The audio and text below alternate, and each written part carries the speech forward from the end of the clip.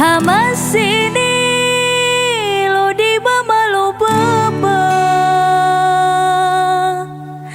gak sedih di mama lo baba wayo.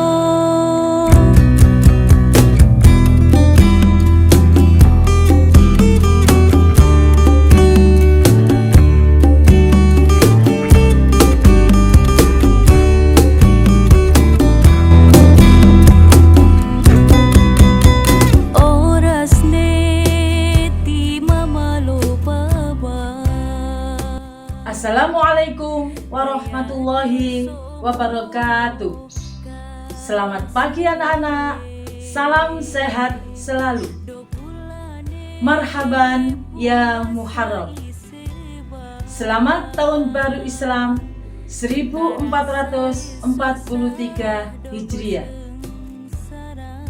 Semoga di tahun baru Islam ini anak-anak, kita semua diberi Allah kesehatan lahir batin dan diberi panjang umur yang barokah serta dimudahkan segala urusan kita.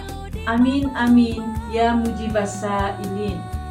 Anak-anak, pada minggu yang lalu kita telah belajar yaitu tentang pengertian Al-Quran. Hari ini kita belajar tentang pengertian Al-Hadis. Pengertian Al-Hadis. Menurut bahasa, hadis itu mempunyai beberapa arti, yaitu yang baru, atau yang dekat, atau berita, dan berlaku. Sedangkan menurut istilah, hadis berarti ucapan, perbuatan, dan pengakuan atau penetapan Rasulullah Shallallahu Alaihi Wasallam atas suatu tingkah laku atau ucapan para sahabat. Dan secara umum para ahli hadis berpendapat bahwa kata hadis adalah sinonim dengan kata sunnah. Sinonim itu anak-anak artinya yang sama artinya itu ya, sinonim itu. Macam-macam al-hadis. Yang pertama anak-anak yaitu hadis qauli. Apa hadis qauli? Hadis qauli yaitu ucapan-ucapan atau sabda Nabi dalam berbagai kesempatan dan keadaan yang berhubungan dengan penerapan hukum Islam, peristiwa, keadaan yang baik yang berkaitan dengan akidah, syariah, dan akhlak lainnya. Contoh anak-anak hadis qauli yaitu innamal a'malu binniyat rawahul Bukhari wa Muslim. Sesungguhnya segala amal perbuatan itu tergantung pada niatnya. Hadis diriwayatkan Imam Bukhari dan Muslim. Contoh yang kedua anak-anak yaitu hadis fi'li. Hadis fi'li yaitu semua perbuatan atau perilaku yang dilakukan Nabi untuk memberikan tuntunan atau contoh pelaksanaan ibadah atau urusan-urusan lain kepada umatnya. Contoh hadis fi'li anak-anak yaitu Sallu kama ra'aitumuni usolli rawahul Bukhari wa Muslim an Anas. Yang artinya bersembahyanglah kamu sebagaimana kamu melihat aku bersembahyang. Hadis diriwayatkan Imam Bukhari dan Muslim dari Anas. Kemudian anak-anak yang nomor 3 yaitu hadis takriri. Hadis takriri yaitu semua ketetapan atau persetujuan Nabi terhadap suatu perbuatan yang dilakukan para sahabat atau seseorang di hadapan beliau, maksudnya di hadapan Nabi anak-anak ya, atau perbuatan seseorang di tempat lain yang dilaporkan kepada Nabi. Ketetapan itu anak-anak dinyatakan dengan sikap Nabi yang diam. Nah, diamnya Nabi tersebut menandakan persetujuan Sebab kalau tidak setuju, maka Nabi akan menolaknya atau melarangnya, anak-anak. Ya. Contoh hadis takwriri. Kunna nusolli rakaataini ba'da ghurubi syamsi wa kana Rasulullah sallallahu alaihi wasallam yirona walam ya'muruna walam yanhana. Rawahu Muslim. Yang artinya, kami para sahabat melakukan sholat 2 rakaat sesudah terbenam matahari atau sebelum sholat maghrib. Rasulullah Shallallahu Alaihi Wasallam melihat apa yang kami lakukan. Beliau tidak menyuruh dan tidak pula melarang kami. Nah, ini anak-anak yang disebut dengan hadis takwriri. Next, yang nomor 4 yaitu hadis hammi, yaitu hadis yang berupa keinginan atau hasrat Nabi Muhammad Sallallahu Alaihi Wasallam yang belum terlaksana atau terselesaikan, seperti keinginan Rasulullah Sallallahu Alaihi Wasallam untuk berpuasa pada tanggal 9 bulan Muharram, sebagaimana disebutkan dalam hadis. Ini contoh anak-anak ya. Hina shoma Rasulullah Sallallahu Alaihi Wasallam yaum Asyura wa amara bisiyami. Qalu ya Rasulullah innahu yauma tu'adzimuhul yahuda wan nasara. Faqala fa idza kana al-'amu muqbilu insyaallahu sumnal yaumat tasi'ah. Rawahu Muslim. Ketika Nabi Muhammad Sallallahu Alaihi Wasallam berpuasa pada hari Asyura, yaitu 10 Muharram yang akan datang ini anak-anak ya, dan memerintahkan kepada para sahabat untuk berpuasa, mereka berkata, wahai Nabi, hari ini adalah hari yang diagungkan oleh orang-orang Yahudi dan Nasrani. Kemudian Nabi bersabda, tahun yang akan datang insya Allah aku akan berpuasa pada hari yang ke-9. Ini diriwayatkan oleh Imam Muslim. Jadi itu anak-anak ya, contoh dari hadis hammi.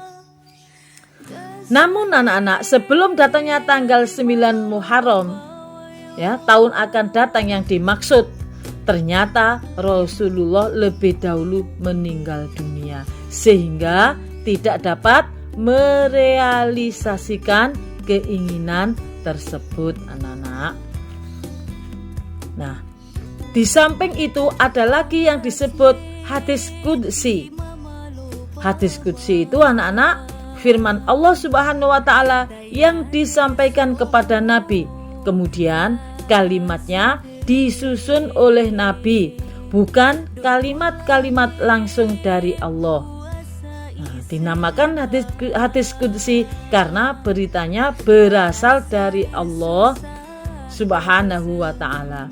Hadis qudsi ini anak-anak biasanya diawali dengan kata qala Allah taala. Seperti contoh qala Rasulullah sallallahu alaihi wasallam qala Allah taala may yarda bi qada'i wa qadari falyal tamis robban ghairi. Rawahu Baihaqi an Anas.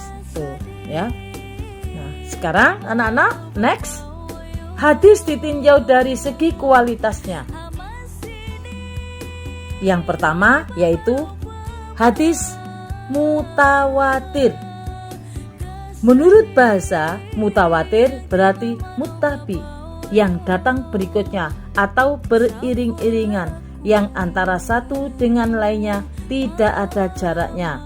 Sedangkan menurut istilah, hadis mutawatir adalah hadis yang diriwayatkan oleh sejumlah besar orang yang menurut kebiasaan mustahil atau tidak mungkin mereka bersepakat untuk berdusta. Contoh hadis mutawatir anak-anak, man kadzaba alayya muta'ammidan falyatabawa maq'adahu minan nar.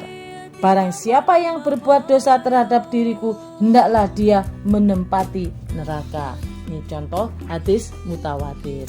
Nah, Syarat-syarat hadis mutawatir anak-anak, yang pertama diriwayatkan oleh orang banyak. Jadi yang meriwayatkan tidak satu orang anak-anak, tapi banyak. Kemudian yang nomor 2, para perawi hadis ini tidak mungkin bersepakat dusta. Yang ketiga yaitu adanya keseimbangan jumlah perawi dalam setiap tingkatan periwayatannya. Dan yang keempat, isi hadis yang mutawatir harus berdasarkan pendengaran atau penglihatannya sendiri, tidak menurut kata orang. Ini anak-anak. Yang kedua yaitu hadis ahad. Menurut bahasa anak-anak, ahad berarti satu. Hadis ahad ini berarti hadis yang diriwayatkan oleh satu atau sedikit perawi. Sedangkan menurut istilah yang dimaksud dengan hadis ahad adalah hadis yang diriwayatkan oleh satu atau beberapa orang perawi yang jumlah perawinya tidak sebanyak perawi hadis mutawatir. Anak-anak mengerti ya? Jadi pengertian antara hadis mutawatir dan hadis ahad ini kalau ditinjau dari segi kuantitasnya anak-anak. Next, hadis ditinjau dari segi kualitasnya. Kualitas itu mutunya anak-anak. Kalau tadi kuantitas itu jumlahnya. Yang pertama yaitu hadis sahih. Yang dimaksud dengan hadis sahih adalah hadis yang sanadnya bersambung, diriwayatkan oleh para perawi yang adil, yang dobit. Dobit itu artinya kuat ingatannya, ya, tidak zaz atau janggal dan tidak berilat atau cacat. Ya, hadis itu dikatakan sebagai hadis sahih anak-anak apabila memenuhi syarat-syarat sebagai berikut. 1. Sanadnya bersambung. Maksudnya bagaimana anak-anak? Antara perawi pertama sampai perawi terakhir tidak putus. Yang kedua, perawinya adil, lurus, tidak dolim, tidak menyimpang, ya, tulus dan jujur. Yang ketiga, perawinya dobit. Tadi ya sudah saya terangkan di atas, yaitu kuat hafalannya. Yang nomor 4, tidak zaz atau tidak janggal. Maksudnya tidak bertentangan dengan hadis lain dan tidak bertentangan dengan Al-Quran. Kemudian yang nomor 5, tidak berilat. Maksudnya apa tidak berilat? Itu tidak cacat, baik cacat nyata maupun cacat tersembunyi, baik ada para perawinya maupun pada matan hadis. Yang kedua anak-anak yaitu hadis hasan. Yang dimaksud dengan hadis hasan adalah hadis yang telah memenuhi syarat sebagaimana hadis sahih, tetapi daya ingatannya tidak sempurna, tidak sesempurna hadis sahih. Terhadap hadis hasan ini kita tidak boleh menjadikan sebagai hujjah atau dasar hukum anak-anak. Yang nomor 3 yaitu hadis dhaif. Dikatakan dhaif manakala hadis itu terdapat kelemahan, baik kelemahan pada sanadnya maupun perawinya. Dengan kata lain, hadis dhaif adalah hadis yang tidak memenuhi persyaratan hadis sahih dan hadis hasan. Oke, next anak-anak, yaitu hadis pada masa Rasulullah. Ketika Rasulullah Shallallahu Alaihi Wasallam masih hidup, secara umum beliau melarang untuk mencatat hadis. Hanya pada orang-orang tertentu saja yang diperbolehkan. Kenapa demikian anak-anak? Kebijakan ini diambil agar tidak bercampur dengan ayat-ayat Al-Quran. Tuh anak-anak ya.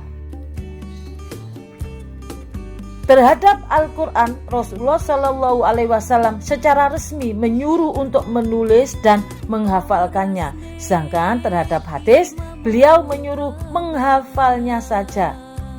Cara menyampaikan hadis kepada para sahabat ditempuh dengan cara yang pertama, menyampaikan sedikit demi sedikit agar dapat meresap ke dalam hati. Yang kedua, yaitu bentuknya sangat sederhana, tidak panjang lebar agar mudah dipahami. Yang ketiga, sering mengulang pembicaraannya agar dihayati lebih mantap. Cara tersebut disampaikan oleh Rasulullah melalui berbagai kesempatan anak-anak, antara lain melalui majelis taklim, melalui sahabat-sahabat tertentu, dan melalui ceramah atau pidato di tempat umum seperti dalam Fathul Makkah dan Haji Wada. Next, sahabat-sahabat yang banyak menerima hadis. Yang pertama yaitu kelompok as-sabiqunal awwalun. Siapa saja anak-anak? Abu Bakar, Umar bin Khattab, Utsman bin Affan, Ali bin Abi Thalib, dan Ibnu Mas'ud. Ini sahabat yang banyak menerima hadis. Yang kedua, Ummahatul Mukminin, yaitu istri-istri Rasulullah. Siapa saja? Yaitu Siti Aisyah dan Ummu Salamah. Yang nomor tiga, sahabat yang selalu dekat dengan Rasul, yaitu Abdullah bin Amr bin As. Yang nomor 4, anak-anak, sahabat yang banyak bertanya kepada sahabat lainnya tentang hadis, yaitu Abu Hurairah. Yang nomor 5, sahabat yang sungguh-sungguh mengikuti majelis Rasul, yaitu Abdullah bin Umar, Anas bin Malik, dan Abdullah bin Abbas. Next, anak-anak, hadis pada masa Khulafaur Rasyidin. Yang pertama yaitu pada masa Abu Bakar dan Umar bin Khattab. Yang kedua pada masa Utsman bin Affan. Yang ketiga pada masa Ali bin Abi Thalib. Sedangkan hadis pada masa Khalifah Umar bin Abdul Aziz. Khalifah Umar bin Abdul Aziz, anak-anak, yang dikenal dengan jujur dan mempunyai minat yang sangat besar terhadap ilmu pengetahuan itu, sangat prihatin atas berkurangnya penghafal hadis. Banyak penghafal hadis yang wafat. Beliau khawatir apabila hadis tidak segera dikumpulkan, maka berangsur-angsur akan hilang. Oleh karena itu, beliau pun memerintahkan pada pejabatnya yang ada di daerah untuk mengumpulkan dan menulis hadis. Ini pada masa Khalifah Umar bin Abdul Aziz, anak-anak ya. Kemudian yang terakhir, anak-anak, kedudukan dan fungsi hadis dalam Islam. Yang pertama, kedudukan hadis. Para ulama Islam berpendapat bahwa hadis menempati pada tingkat kedua sebagai sumber hukum Islam setelah Al-Quran, anak-anak. Mereka beralasan kepada dalil-dalil Al-Quran surah Al-Imran, ya. Kemudian surah Al-Ahzab dan surah Al-Hasyr, serta hadis riwayat Tirmidzi dan Abu Dawud yang berisi dialog antara Rasulullah Shallallahu Alaihi Wasallam dengan sahabatnya, yaitu Mu'adz bin Jabal, tentang sumber hukum Islam. Barang siapa yang tidak mengakui hadis sebagai sumber hukum Islam atau mengingkarinya, maka ia dianggap ingkar sunnah dan dinyatakan murtad atau keluar dari Islam atau kafir, anak-anak ya. Yang nomor 2 yaitu fungsi hadis.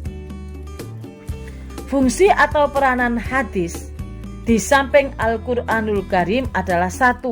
Mempertegas dan memperkuat hukum-hukum yang telah disebutkan dalam Al-Quran. Misalnya, anak-anak, keharusan berwudu ketika akan mengerjakan sholat yang tercantum dalam surah Al-Maidah diperkuat oleh hadis Nabi Shallallahu Alaihi Wasallam yang artinya tidak diterima sholat seseorang yang berhadas sebelum berwudu. Ini hadis diriwayatkan oleh Imam Bukhari.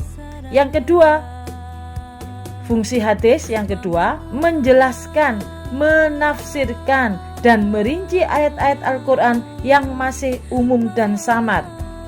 Misalnya, anak-anak, Allah Subhanahu wa Ta'ala dalam Al-Quran mewajibkan untuk membayar zakat, tetapi tidak dijelaskan secara detail tentang pelaksanaannya. Ya, pelaksanaan zakat secara detail dijelaskan dalam hadis atau sunnah. Yang nomor 3 yaitu mewujudkan suatu hukum atau ajaran yang tidak tercantum dalam Al-Quran, namun pada prinsipnya tidak bertentangan dengan Al-Quran. Misalnya masalah menggosok gigi atau siwak yang disunahkan oleh Nabi Muhammad SAW. hal itu tidak terungkap secara eksplisit dan detail dalam Al-Quran. Al-Quran hanya menegaskan masalah kebersihan secara umum. Oke anak-anak, sudah mengerti ya tentang pengertian al-hadis ya. Kemudian macam-macam hadis dan kuantitas hadis, kualitas hadis ya. Hadis pada zaman Rasulullah, kemudian kedudukan hadis dan fungsi hadis. Next, tugas kalian adalah mengerjakan Al-Quran hadis halaman 26 dan 27, yaitu nomor 1 sampai dengan 15. Dikerjakan di buku tulis Al-Quran hadis. Nanti kalau waktunya pertemuan pembelajaran itu akan saya nilai. Oke anak-anak, sudah mengerti ya? Selamat mengerjakan dan tonton videonya sampai selesai agar tahu tugas-tugasnya. Assalamualaikum warahmatullahi wabarakatuh.